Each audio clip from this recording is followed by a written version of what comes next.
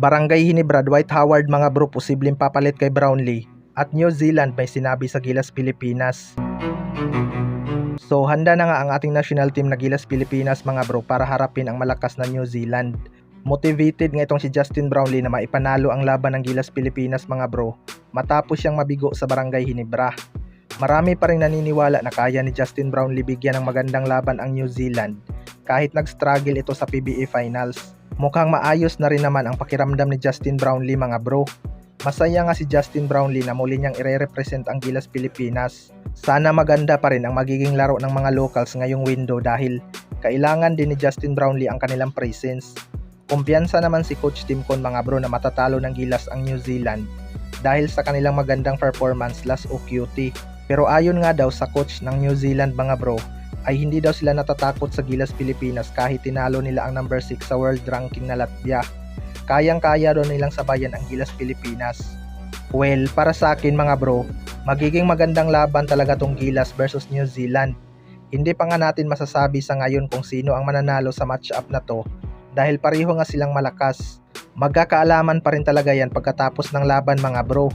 May home court advantage nga tayo kaya 60% pabor sa atin ang laban na to. Pero dapat pa rin silang mag-ingat. Sa kabilang banda naman mga bro, Barangay Hinebra, Dwight Howard posibleng papalit kay Justin Brownlee. Ito nga Barangay Hinebra ay wala pang siguradong import ngayon dahil tinitingnan pa nila kung magiging 100% na ba si Justin Brownlee. Pero marami ngang matutunog na import ngayon na posibleng kunin ng Barangay Hinebra dahil magpapahinga muna daw si Justin Brownlee sa elimination rounds. Una nilang tinitingnan itong NBA veteran na si Boogie DeMarcus Cousins. Nakapaglaro na nga itong si Boogie dito sa Pilipinas pero marami ding ayaw sa kanya mga bro dahil sa kanyang attitude. May edad na rin itong si Boogie at di na ganun kadominante sa ilalim. Sunod naman ay si Dwight Howard. Naging import na rin ito ng strong group noong lumaban sila sa Dubai.